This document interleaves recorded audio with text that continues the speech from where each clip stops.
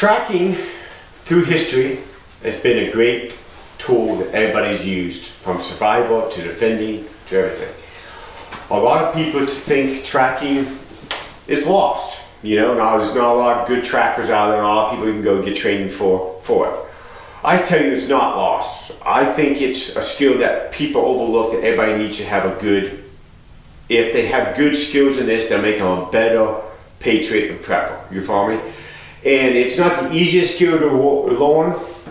It's quite hard, and it can be quite dangerous sometimes if you're out on the track hunting down people, because you got to go where the track goes. And but to the procedures that we teach here is the best that we can do for experience and times, and to make it the most effective, we believe, in a paramilitary atmosphere for tracking. So I'm paraphrasing, there's a lot more, but I'm jumping to the main ones. Then you go to Africa. How many of you know the Rhodesian Bush Wars? No. Very interesting war that happened, I think, in the mid-60s and ended in 1980. Rhodesia used to be Zimbabwe, okay? And Rhodesia was a British colony, and they wanted their freedom from the British. And the British wanted to more or less give it back to the so-called native people. But Rhodesia had a bunch of Dutch, English people there that was making something out of it. In fact, Rhodesia was they called it the breadbasket of Africa. It fed everybody, okay? Well, now it's Zimbabwe, and they got to import food because a lack of motivation, leadership, all that kind of stuff. Socialism, communism, you follow me? And a lot was over all this, you follow me? So the Rhodesian formed the Rhodesian Light Infantry. Interesting book, look up the Rhodesian Light Infantry, very good book, okay? And they started forming, like the Scouts, all these other groups, and they used tracking to the T as these little groups to help defend their little country against guerrillas and all this. And these guys were unbelievable good in tracking and guerrilla tactics, and with very little assets. They did have some air assets and some infantry assets, but they were primitive. You follow me? They didn't have, their airborne was using motorcycle helmets because that's all they had. You follow me? So it was very primitive, but they made it a very good, interesting war of all these guys. In fact, one of the leaders in America, like I said, when we were in Vietnam, we picked up, like we were talking about, they picked up tracking, a lot of recon teams, a lot of stuff did that. You follow me? So they went into all that, and we saw the key of it. Now we're getting away from tracking, you know what I mean? But I would think for patriots and preppers, it's a great skill to learn. It tells you a lot of information, you have a lot of ability, you experience a little bit of it, you follow me? I think it's overlooked by a lot of people. All right, let's get on to some skills, some issues that you might have that might not make you a good tracker, okay? There's some things that can't be overlooked. A lot of people want to say bad eyesight, but with glasses, you can get good eyesight. You follow me?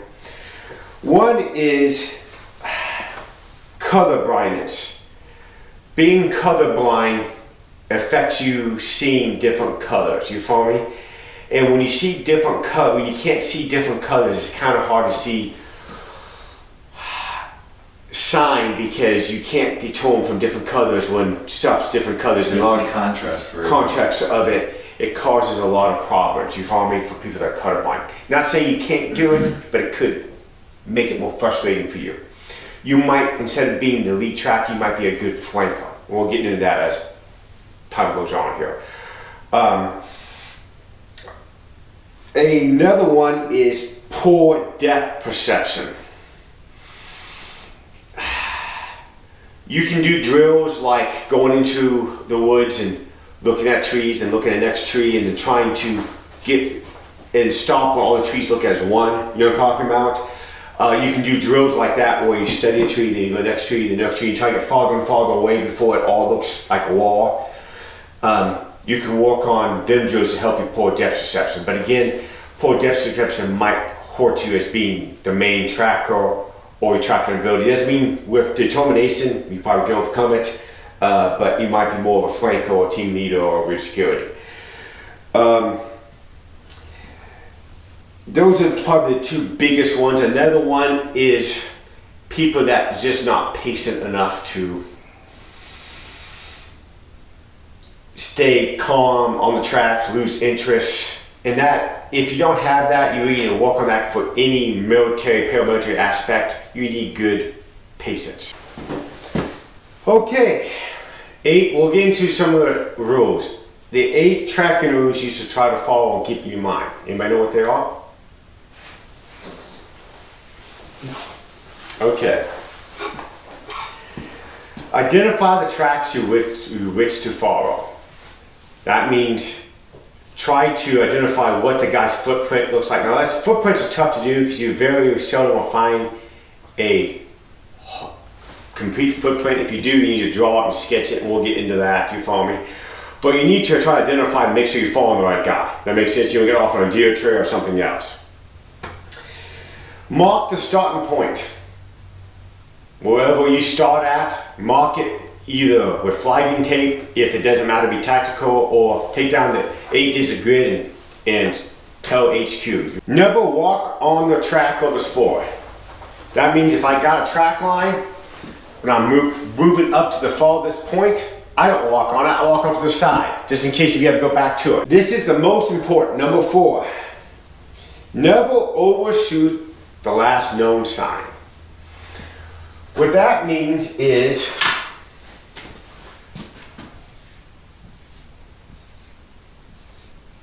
let's say you're on a tracking team like that, okay? A 4-man, and you're in the fire formation. We'll call this a fire. This is the tracker, this is security, this is the team leader, this is rear security, okay? He sees sign up here, okay? Who sees sign? The tracker, okay? This is most important, okay? He sees it, he looks, we'll go to the track pursuit drill, he goes to all the tracker pursuit drills. He asks for permission, the team leader's ready to move, he moves up, okay? He doesn't go no farther than that. Now, he can stay, if it's here, he can stay within a yard or so of it and look around, that's fine. But don't go wandering off of where your last known is at. If you lost track, and we need to start going to tracker pursuit drills, we'll do them.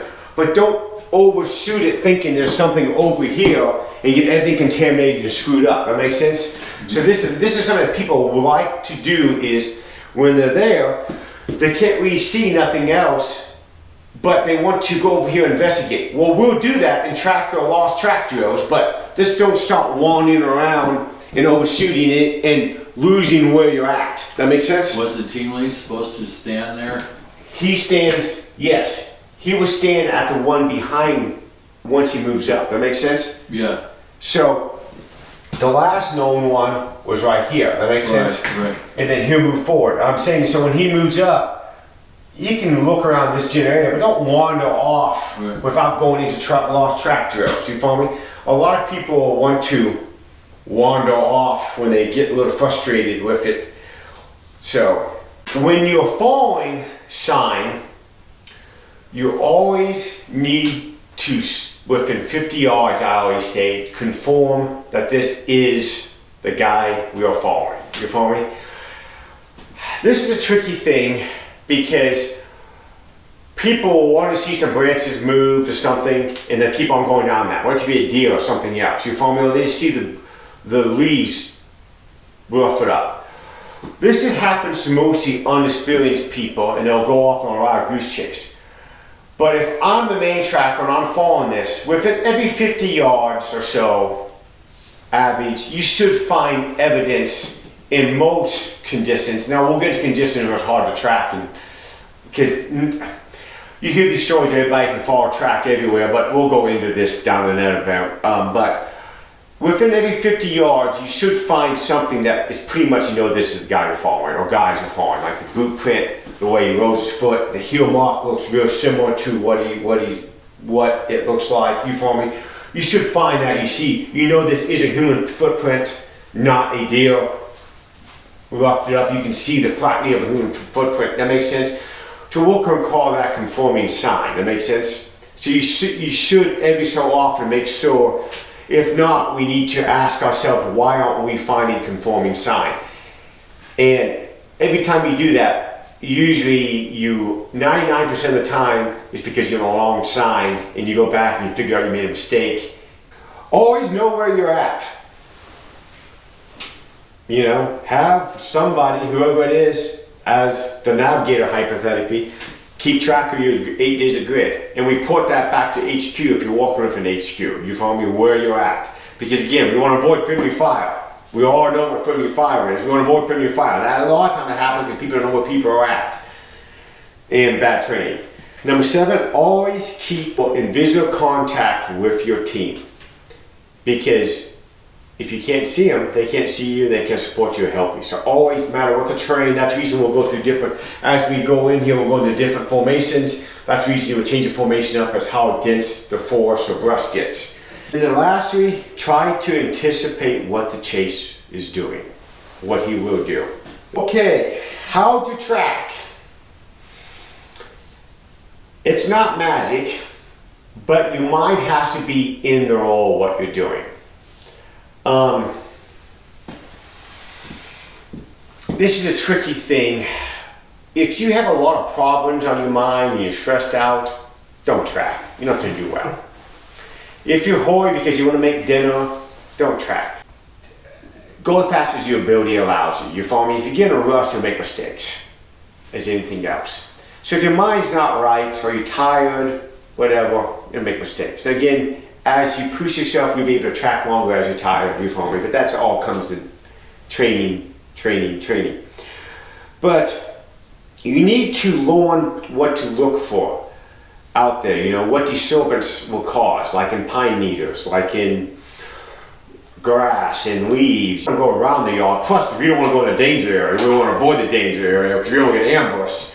We'll probably a mark or last known sign and then cautiously go around, because that'll do 2 things. If he is trying to ambush there, it's going to force him to do something different, because